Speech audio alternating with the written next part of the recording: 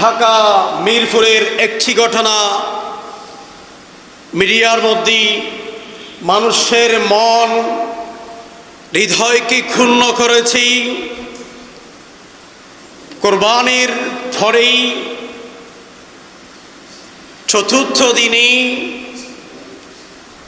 একটি ফ্ল্যাট বাসার মধ্যে একজন জনম দুঃখিনী মা লাশ পড়ে রয়েছে খাটের মধ্যে। সেই লাশের মধ্যে পোকামাকড় এসে সেই মায়ের দেহ পোকামাকড় খাচ্ছে। সেই মায়ের সন্তান একটা সচিব, সরকারের উচ্চ কর্মকর্তা, আরেকজন ঢাকা বুয়েটের শিক্ষক, ইঞ্জিনিয়ার, আরেকজন কানাডা প্রবাসী। ওনার একটা মেয়েও সেই বিল্ডিংয়ে রয়েছে। সেই মায়ের সন্তানদেরকে কত কষ্ট করে লালন পালন করে মানুষ করেছে। ওই মা ইন্তেকালের সময় কাউকে পেলেন না এবং 8 দিন ধরে ওই মায়ের ইন্তেকালের পরে কোনো দাফন পেলেন না, কাফন পেলেন না, কোনো আত্মীয় স্বজনের এক গ্লাস পানি পর্যন্ত পেলেন না। সেই মা হওয়ার কথা ছিল সৌভাগ্যময় নারী, কিন্তু ইন্তেকালের সময় একজন আপন জনকে, আপন সন্তানকে কাছে পেলেন না, হয়ে গেলেন জনম দুঃখিনী মা। ঠিক কিনা? একটু আওয়াজ দিয়ে বলুন না ঠিক কিনা? কোরআনে পাকের মধ্যে ওই সন্তানদের ব্যাপারে আল্লাহ পাক কি বলতে লাগলেন? এটা সমাজের মধ্যে বর্তমান সময়ে আমরা দেখতে পাচ্ছি অল্প টাকার জন্য, নেশা করার জন্য, ইয়াবা খাওয়ার জন্য, ফেন্সিল খাওয়ার জন্য, নেশা করার জন্য, মদ পান করার জন্য আপন মাকে 500 টাকার জন্য দা দিয়ে কোপাচ্ছে। ঠিক কিনা? সমাজ কত নোংরা হয়ে গিয়েছি, এটা ভবিষ্যৎ প্রজন্ম এটা শিখতেছেন। ঠিক কিনা?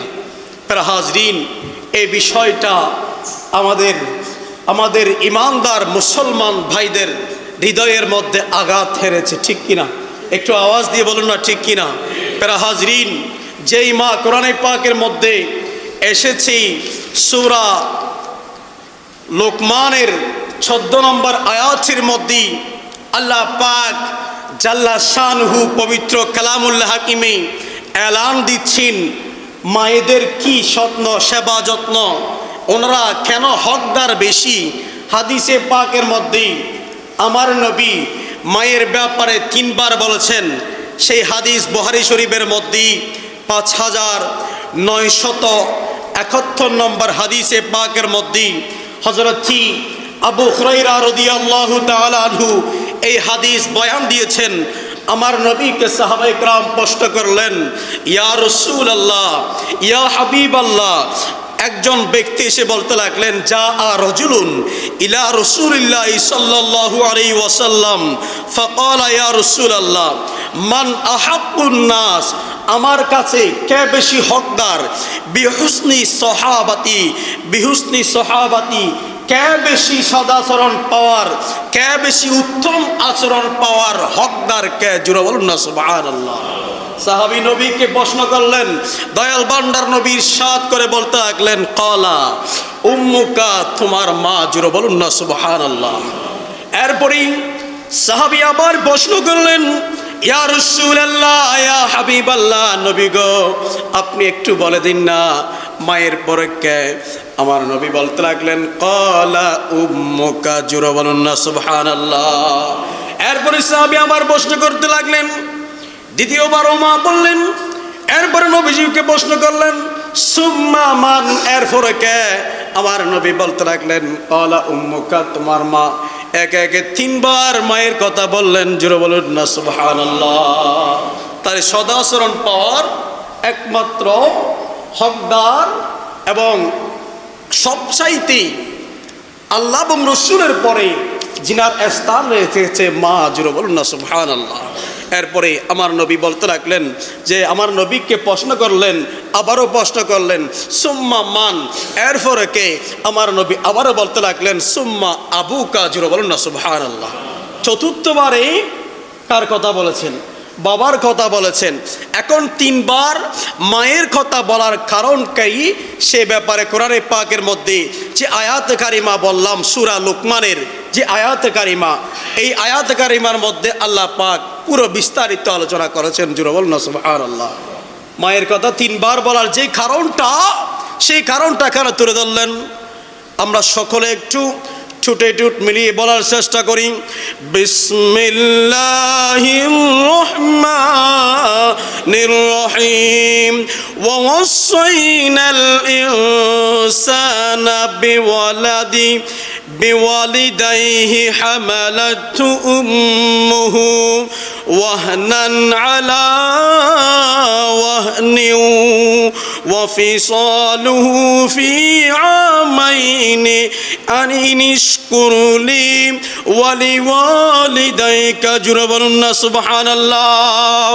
আল্লাহ পাক জাল্লা শানু পবিত্র কালামুল্লাহ হাকিমের মধ্যে সূরা লুকমানের 14 নম্বর আয়াতে পরিমার মধ্যে আল্লাহ পাক নাম দিতে লাগলেন ওয়াসাইনাল ইনসানা বিওয়ালিদাইহি। জোরে বলুন না সুবহানাল্লাহ। আমি মানুষকে তার মাতা পিতাদের ব্যাপারে সম্বন্ধে তাকিদ দিয়েছি, এই ব্যাপারে বলেছি যেন তারা তাদের বাবা মায়ের ব্যাপারে তারা কি করে? সদাচরণ করে। জোরে বলুন না সুবহানাল্লাহ। আল্লাহ পাক কি করেছেন? আমাদেরকে, আমরা যাতে আমাদের উপর তাগিদ দিয়েছেন আমরা যেন বিওয়ালিদাইহি, বাবা মায়ের প্রতি আমরা যেন সদাচরণ করি। এবং এরপরে বলতে লাগলেন হামালাতহু উম্মুহু, কারণ মা গর্ভে ধারণ করেছে। জোরে বলুন না সুবহানাল্লাহ। মা কি করেছে? গর্ভ ধারণ করেছে। ওয়াহনান আলা ওয়াহনিন, এটা অর্থাৎ দুর্বলতার উপরেও দুর্বলতার কষ্ট সহ্য করেছেন। জোরে বলুন না সুবহানাল্লাহ। মায়ের যে কষ্ট, যে গর্ভধারণ করা যে কষ্ট, সেই কষ্ট মা সহ্য করেছেন। জোরে বলুন না সুবহানাল্লাহ।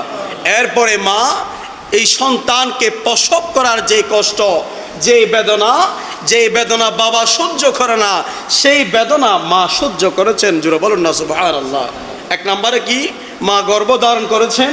দুই নম্বরে মা প্রসব করার যে বেদনা, সেই বেদনা সহ্য করেছেন। তিন নম্বরে ওয়াফিসালহু ফি আমাইনি, এরপরে তিন নম্বরে সন্তান কি করেছেন? সন্তানকে পরিপূর্ণ 2 বছর দুধ পান করিয়ে দুধ ছাড়ানোর ব্যবস্থা করেছেন। জোরে বলুন না সুবহানাল্লাহ। তাহলে 3টা কষ্ট মা করে, যেটা বাবা করে না, ঠিক কিনা? সেজন্য নবীজি মায়ের কথা যে 3বার বলেছেন। এরপরে নবীজি বলতে লাগলেন আনিশকুরলি, আমার ইবাদত করো, আমার কৃতজ্ঞতা করো, ওয়ালিদাইকা, এবং তোমার বাবা মায়ের কৃতজ্ঞতা শুকরিয়া জ্ঞাপন করো। জোরে বলুন না সুবহানাল্লাহ। যেই মা তোমাকে লালন পালন করেছে, ভাত খেতে বসেছে মা, বাচ্চা গর্ভের মধ্যে পায়ে কিক দিয়েছে, আঘাত করেছে, ওই বাত সাথে সাথে পড়ে গিয়েছে, আর তুলতে পারে নাই। মা আল্লাহ করে ডাক দিয়ে মা বসে যায়, দাঁড়ানো অবস্থায় থাকলে বসে যায়। সেই মা কষ্ট ধারণ করে দুনিয়ার জমিনের মধ্যে মুখ দেখিয়েছেন এবং 2 বছর পরিপূর্ণ দুধ পান করিয়েছেন। এজন্যই আল্লাহ বলতে লাগলেন আনুশকুরলি, বান্দা তুমি আমার ইবাদত করো, নামাজ পড়ো, কারণ নামাজ আমার কাছে সবচাইতে প্রিয়। জোরে বলুন না সুবহানাল্লাহ। যে এরপরে তোমরা আমার ইবাদতের পাশাপাশি তোমরা তোমাদের পিতামাতার উপর সদাচরণ করো। জোরে বলুন না সুবহানাল্লাহ। হাজরিন, এই ব্যাপারে যে হাদিসে পাকের মধ্যে এসেছেন এবং সূরা বনী ইসরাঈলের 23 নম্বর আয়াতে পারিকার মধ্যেও এই আয়াতের মধ্যে এসেছেন উফিন, আমরা যারা বাবা অথবা মাকে পেয়েছি, আহাদুহুমা আও কিলাহুমা, তাদের একজনকে পেয়েছি, আমরা যেন তাদের সাথে উত্তম আচরণ করি। জোরে বলুন না সুবহানাল্লাহ। ওয়াবিল ওয়ালিদাইনি ইহসানা, পিতামাতার ব্যাপারে সদাচরণ করা সেটাও ইবাদত। শুধু ইবাদত নয়, সেটা জান্নাত পাওয়ার বড় মাধ্যম। জোরে বলুন না সুবহানাল্লাহ।